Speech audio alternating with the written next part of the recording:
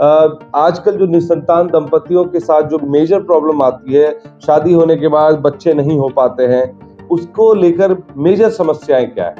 पहले ज़माने में क्या होता था कि शादियाँ उम्र में होती थी, 20 से लेके 25 साल तक की उम्र में हो जाती। तो लेकिन आज के दिन में देखें तो शादियों की जो उम्र है, लड़कियों की हो या लड़कों की, वो लगभग 28-30 साल हो जाती है और उससे भी कहीं ज़्यादा। तो उम्र एक बहुत बड़ा फैक्टर होता है।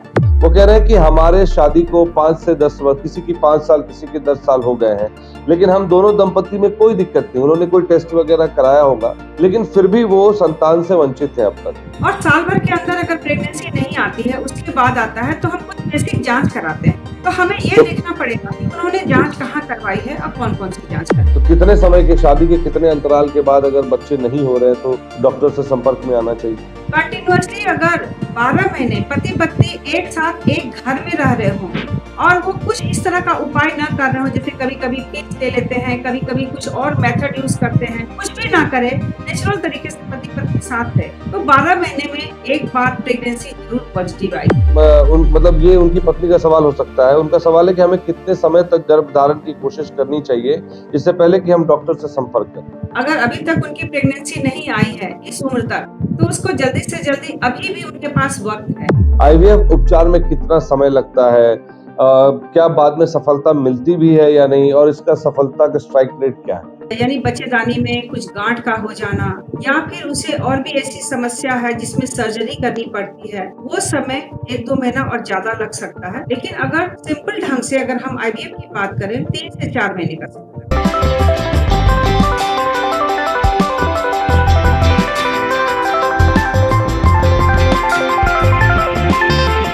नमस्कार, आप देख रहे हैं बीएमडब्ल्यू न्यूज बिहार और मैं हूं आपके साथ अभिषेक। देखिए, आजकल की जीवन शैली में जब बात करते हैं नव दंपतियों की, शादी होने के बाद काफी सारी दिक्कतें आती हैं और इसको लेकर हमने आपसे वादा किया था कि हम एक खास कार्यक्रम आपके लिए लेकर आएंगे, जो और जिसका इंतजार खत्म हो रहा है। आज 13 जुलाई को हम आपके साथ जुड़े हुए हैं और हमारे साथ खास मेहमान इस पूरी चर्चा पर जुड़ने के लिए हमारे साथ मौजूद हैं डॉक्टर नीलू प्रसाद, जो MBBS, MS, DGO, DNB, PhD हैं। साथ ही असिस्टेंट प्रोफेसर हैं NMCH Patna, post graduate diploma in art and reproductive medicine में। और मैं आपको बता दूं, खास बात है कि डॉक्टर नीलू प्रसाद जो हैं वो एक फेमस आईवीएफ सेंटर चलाती हैं, आस्था लोक हॉस्पिटल जो है कंकड़बाग में, और उसकी वो निदेशिका है। तो मैम, आपका बहुत बहुत स्वागत है हमारे इस खास कार्यक्रम बीएमडब्ल्यू न्यूज के डॉक्टर ऑन कॉल में। धन्यवाद। तो जैसा कि मैम हमने आपसे बात भी की थी और हम अपने दर्शकों को भी बता दें कि जो सीमांचल के एरिया के जो लोग हैं, हमने पहले उनको सोचा कि जागरूक करें। तो सीमांचल एरिया में जो खास जब हमने लोगों से बात की, लोगों को बताया कि इस तरह के कार्यक्रम हम अनाउंस कर रहे हैं और हम लोग प्रोग्राम करेंगे और हमारे साथ डॉक्टर नीलू प्रसाद जुड़ेंगी, तो इसको लेकर कई सारे सवाल हमसे लोगों ने शेयर किया। तो पहले मैम थोड़ा सा मुझे ये बताइए कि जो आजकल जो निसंतान दंपतियों के साथ जो मेजर प्रॉब्लम आती है, शादी होने के बाद बच्चे नहीं हो पाते हैं, उसको लेकर मेजर समस्याएं क्या है?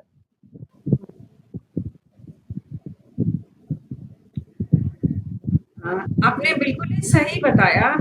आज के दिन जो फर्टिलिटी की समस्या है, निसंतानता की समस्या एक बहुत ही बड़ा विकराल रूप ले रही है और इसका कारण खुद हम हैं और जी। हमारा ये जो परिवेश है, हमारा जो हमारा लाइफ़स्टाइल है, जो हमारा सराउंडिंग है, वो उसका सबसे बड़ा कारण है। पहले ज़माने में क्या होता था कि शादियाँ उम्र में होती थी, 20 से लेके 25 साल तक की उम्र में हो जाती थी।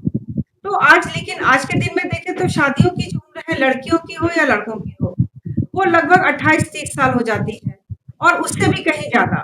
तो उम्र एक बहुत बड़ा फैक्टर होता है, क्योंकि उस उम्र में जाते-जाते महिलाओं में बहुत सारा हार्मोनल डिरेंजमेंट होने लगता है। यानी कि हमको प्रेगनेंसी के लिए जितने सपोर्टिव चीज़ चाहिए, वो चीज़ कम होने लगती है। तो एक तो उसका कारण होता है एज फैक्टर। अगर दूसरी चीज़ की बातें करें तो आज का हमारा लाइफ़स्टाइल, आज जो हमारा रहन-सहन है, वो आज से 10 साल पहले की अगर हम बातें करें, उस समय की तुलना में आज बिल्कुल ही चेंज हो गया है और ये चीज़ हर लोग महसूस भी करते होंगे। शायद पहले हमारे समय में इस तरह से जो मार्केट के जो जंक फूड थे, रेडीमेड बने हुए फूड थे, उसका चलन बहुत ज़्यादा नहीं था।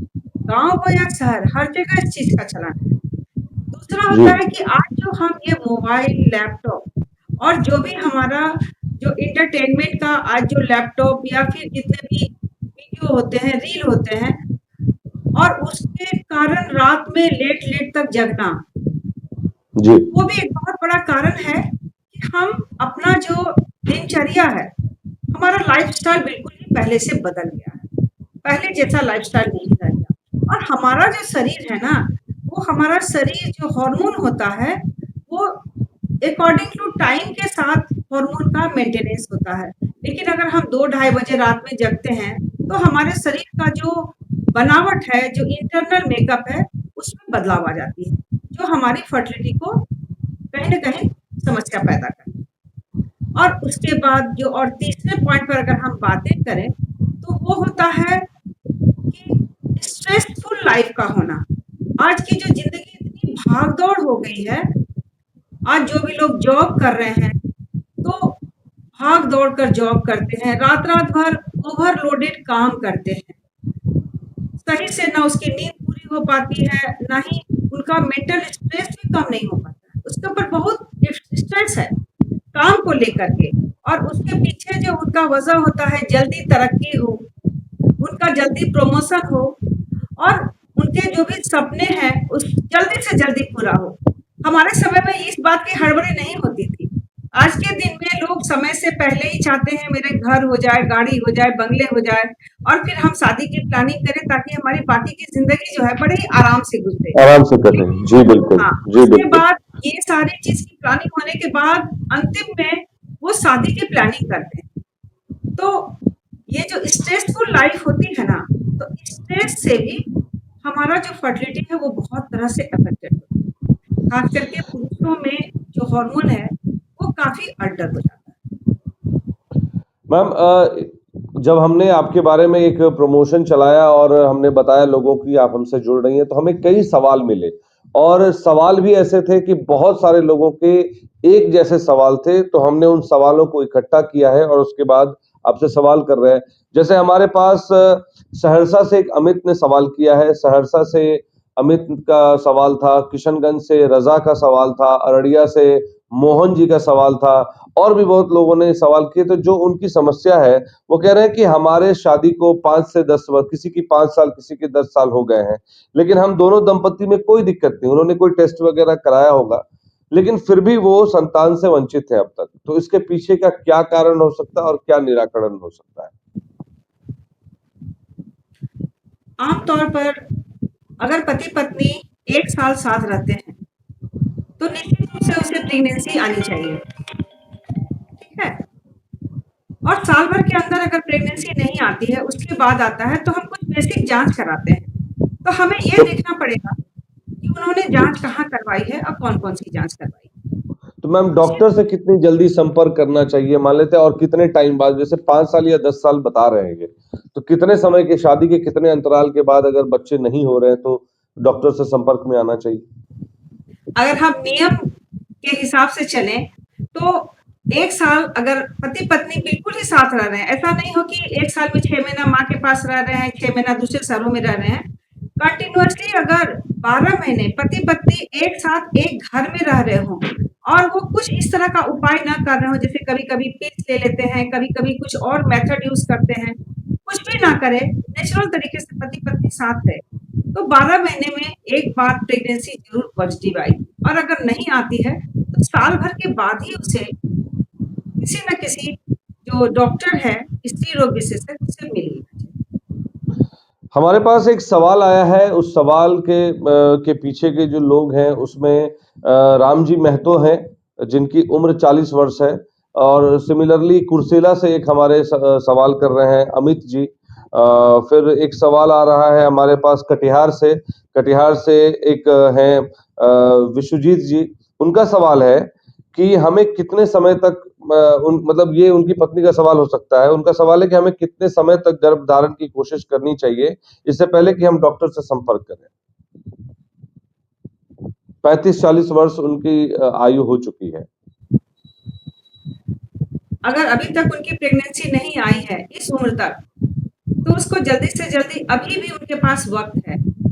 जी। हालाँकि रिकॉर्ड अगर देखा जाए, तो 45 साल की उम्र तक भी प्रेगनेंसी पॉज़िटिव आई है। कुछ जगह पर तो इतिहास भी रचा गया है। नेचुरल मोड में जो नेचुरल तरीके होते हैं।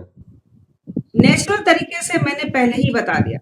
शादी के साल, डेढ़ साल के अंदर में नेचुरली प्रेगनेंसी आनी चाहिए और जी। 3 साल का समय काफ़ी होता है और उसके बाद आप ये मान लें कि आपको नेचुरली प्रेगनेंसी नहीं है।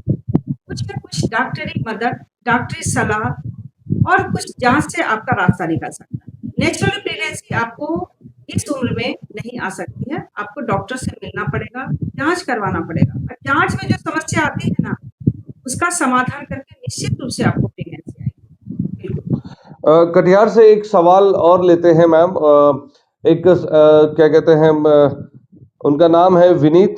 उन्होंने सवाल किया है कि आईवीएफ, अब उपचार के ऊपर आ जाते हैं। आईवीएफ को लेकर बहुत सारे सवाल हैं और बहुत सारे लोगों ने इस तरह के सवाल किए हैं कि आईवीएफ उपचार में कितना समय लगता है? क्या बाद में सफलता मिलती भी है या नहीं? और इसका सफलता का स्ट्राइक रेट क्या है?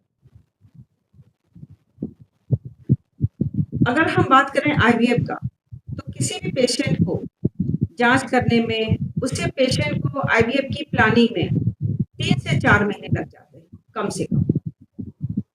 अगर कुछ मेजर परेशानी है, यानी बच्चेदानी में कुछ गाँठ का हो जाना या फिर उसे और भी ऐसी समस्या है जिसमें सर्जरी करनी पड़ती है, तो वो समय कुछ 1-2 महीना और ज़्यादा लग सकता है। लेकिन अगर सिंपल ढंग से अगर हम आईवीएफ की बात करें, तो 3 से 4 महीने का समय लगता है उसे तैयार करने में। पूर्णिया से हमारे पास 2-3 लोगों के सवाल थे, जिसमें कि पुतुल जी हैं, मनीषा है, शिल्पा है। उन लोगों के सवाल हैं कि 2 से 3 साल तक उन्होंने आईयूआई की कोशिश की, लेकिन सफलता नहीं मिली। अब कितने समय तक आईवीएफ की कोशिश करनी चाहिए और क्या इसमें सफलता मिलेगी? क्योंकि आईयूआई, उनका डर है कि आईयूआई में सफलता नहीं मिले तो शायद उनको लग रहा है कि आईवीएफ में कितनी सफलता मिलेगी।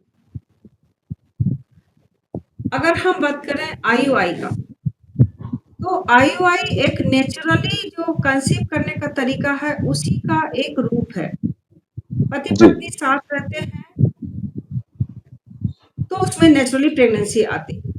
आईयूआई भी वही एक तरीका है जिसमें हम सिर्फ स्पर्म को वॉश करते हैं। उसमें कोई भी जो टेक्नोलॉजी है वो एडवांस नहीं होती है और आईवीएफ कराने के लिए उसमें कुछ इंडिकेशन होने चाहिए। ऐसे नॉर्मली 3 बार तक लोग आईयूआई कराते हैं। अगर सब कुछ सही रहा और 3 साल के 3 बार आईयूआई करने के बाद अगर रिजल्ट नहीं मिलता है, तो उसे आईवीएफ का रूप देना चाहिए। आईवीएफ के कराने के लिए देखिए सबसे पहला जो कारण आता है कि उसका ट्यूब बिल्कुल ही बंद हो गया है, जिसमें नेचुरल प्रेगनेंसी संभव है ही नहीं। आप 1 बार कराएँ या जो 10 बार गर्भधारण की ट्यूब होती है, जो आप कह रहे हैं। बिल्कुल, जो गर्भधारण की ट्यूब है अगर उसमें समस्या है, तो उसके बाद आप 1 बार आईयूआई कराएँ या 10 बार कराएँ, आपको रिज़ल्ट नहीं मिलेगा। क्योंकि वो ट्यूब ही बंद है, तो आपको टेस्ट ट्यूब बेबी सेंटर का सहारा लेना ही पड़ेगा। इसके अलावा अगर महिलाओं में अंडे बनने की प्रक्रिया भी बिल्कुल ही नेग्लिजिबल है, वैसे कंडीशन में भी आपको आईवीएफ का एक रास्ता अपनाना पड़ेगा, जब आप नेचुरली कंसीव नहीं कर रहे हैं। तो आईवीएफ कराने के लिए आईयूआई लोग 3 बार ट्राई करते हैं, 4 बार कभी-कभी करते हैं। लेकिन अगर सक्सेस ना मिले, तो आईवीएफ में निश्चित रूप से उसे सक्सेस मिलेगा। मैम, कई सवाल ऐसे हैं जो बहुत लोगों ने किए हैं और वो है खर्च को लेकर कि आईवीएफ में खर्च कितना लगता है और कितना समय लगता है इसमें। कोई एक पर्टिकुलर टाइम लिमिट है कि इसी टाइम लिमिट के तहत ही चीज़ें हो जाएँगी, हम दंपति जो है वो संतान का सुख सुख प्राप्त करेंगे?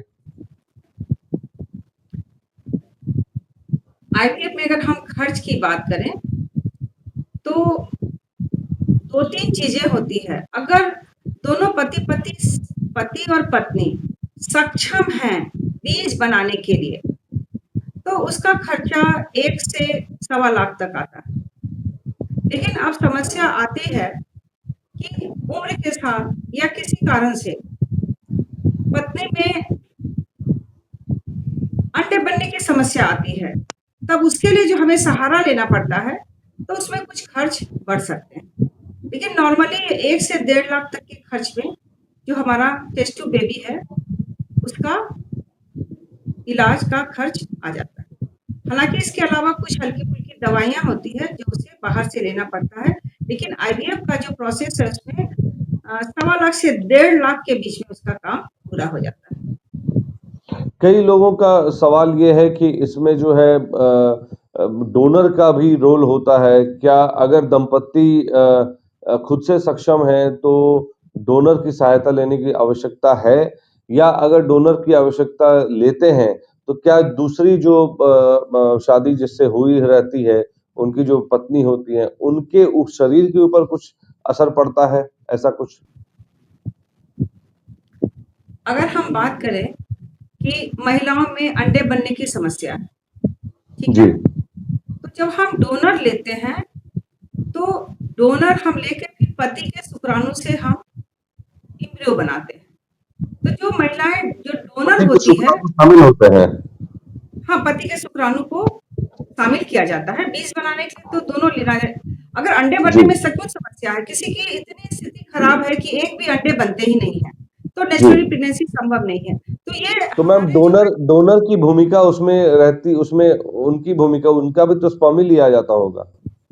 नहीं, डोनर का स्तन अगर पुरुषों में समस्या है, तो डोनर स्पर्म लेते हैं। अगर महिलाओं में अच्छा, समस्या है, तो डोनर oocyte या डोनर एग्स लेते हैं। अच्छा, अच्छा, और अच्छा। इसमें किसी भी डोनर का हर चीज़ सीक्रेसी रहता है और जी। डोनर का कोई इस से रिलेशन नहीं रहता है। वो डोनेट करके वो खुद उससे उसके बाद उसका नाम, पता, सारा चीज़ सब सीक्रेट रहता है। उससे आगे उसका कोई भी लेना-देना सेंटर को नहीं होता। तो तो डोनर जैसा की मैं ज़रूरत देख रहा हूँ कि जी,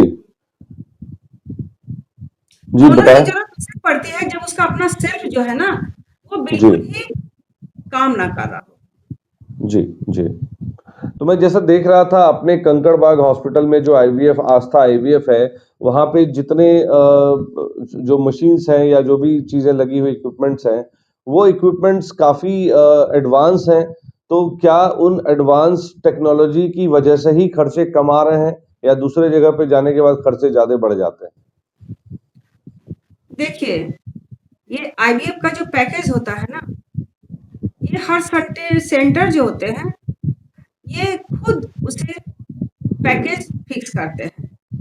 कुछ तो स्टैंडर्ड पैकेज होता है क्योंकि सारी जो चीज़ें होती हैं ना, ये बाहर जी, से लाई जाती है, विदेशों से आते हैं, तो कुछ जो जी, बेसिक खर्च होता है वो तो होगा, लेकिन सेंटर भी अगर चाहे तो किसी को कुछ मदद कर सकता है। और हमारे यहाँ काफ़ी मदद की भी व्यवस्था रहती है कि पेशेंट की अफोर्डेबिलिटी कितनी है, तो कुछ तो बेसिक इसके जो खर्च आते हैं, वो तो हर सेंटर पर आते हैं।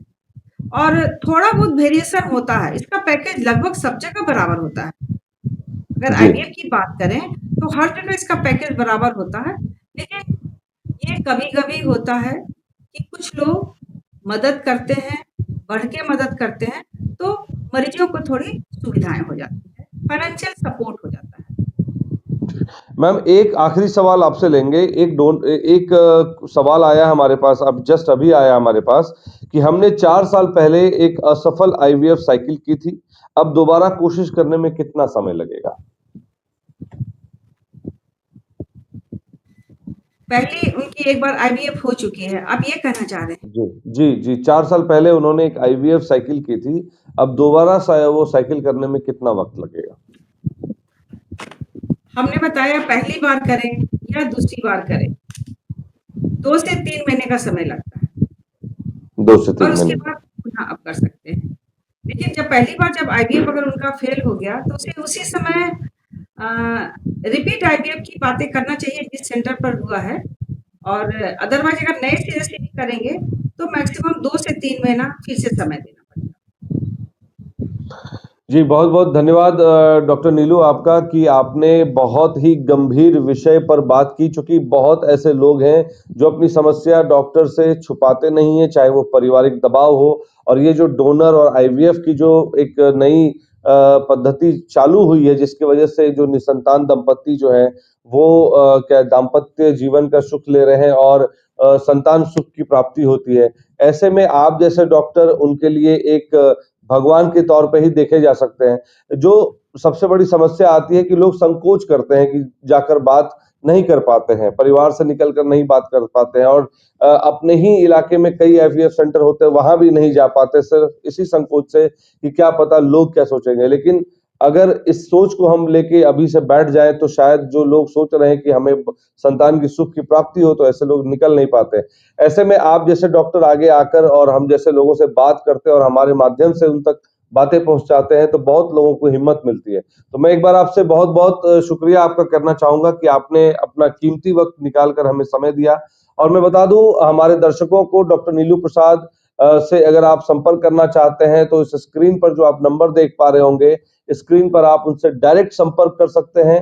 आप आस्था लोक हॉस्पिटल जो है कंकड़बाग पटना में, वहाँ संपर्क कर सकते हैं और अगर आपको आईवीएफ से जुड़ी हुई कोई और समस्या है या बच्चे से रिलेटेड कोई और समस्या है, जो जिसकी वजह से आपको बच्चे नहीं हो पा रहे हैं, तो आप डायरेक्ट वहाँ विज़िट कर सकते हैं। आप हमारे रेफ़रेंस पे जाएँगे, तो शायद आपको डिस्काउंट भी कुछ मिल जाएगा। ये हमारे आपसे आग्रह है क्योंकि डॉक्टर नीलू प्रसाद हमारे साथ एसोसिएटेड हैं और डॉक्टर जो हमारा आस्था लोक हॉस्पिटल है, वो काफ़ी बड़ा हॉस्पिटल है विद सेवरल न्यू टेक्निक्स और टेक्नोलॉजी। तो आप भी अगर इस किसी समस्या से जूझ रहे हैं, तो ज़रूर संपर्क करें दिए गए नंबर पर और जितनी जल्दी हो सके, जो लोग कह रहे हैं कि बहुत टाइम हो गया, जितनी जल्दी हो सके, आप उनसे हम एक संपर्क करके जी, जी, जी। चीज़ और कहना चाहेंगे अभिषेक जी जी। कि बहुत सारे मिथ हैं, बहुत सारे भ्रम हैं लोगों में, कुछ जी। बातों को लेकर के। उसके बारे में हम ये कहना चाहेंगे कि आज के दिन में अगर दंपति अगर आगे बढ़ते हैं इलाज के लिए, तो निश्चित रूप से उसे सफलता मिलेगी। इसमें जी, इतना बहुत एडवांस हो गया आज का टेक्नोलॉजी, इतना सब कुछ है, लेकिन ज़रूरत जी, होती है कि पेशेंट में जो दंपति हैं, वो बच्चे के लिए कितने इच्छुक हैं। जी। और अगर वो आगे बढ़ते हैं, तो आज हम बताएँगे कि टेक्नोलॉजी इतना एडवांस हो चुका है, इतना ज़्यादा कि आपको निराशा कभी हाथ नहीं आएगी। बिल्कुल ही आप खुशहाल एक जो है दंपति का जीवन जो है ज्ञापन कर पाएँगे और अपने घर में खुशियाँ ले जाएँगे। इसके लिए आपको ज़रूरत है आगे आने का। बस हम इतना ही कहना चाहेंगे। जी, बहुत-बहुत धन्यवाद डॉक्टर नीलू आपका कि आपने गंभीर मुद्दों पर अपनी बात रखी और जो दंपत्ति जो अब तक निसंतान हैं, उनके लिए एक बहुत ही बड़ा मैसेज है, संदेश है। तो ऐसे में अगर कोई नवदंपत्ति जो है जो बच्चा चाह रहे हैं, जो निसंतान हैं, वो ज़रूर रुख करें और दिए गए नंबर पर संपर्क करें। आप इस नंबर पर डॉक्टर नीलू प्रसाद से सीधे जुड़ सकेंगे।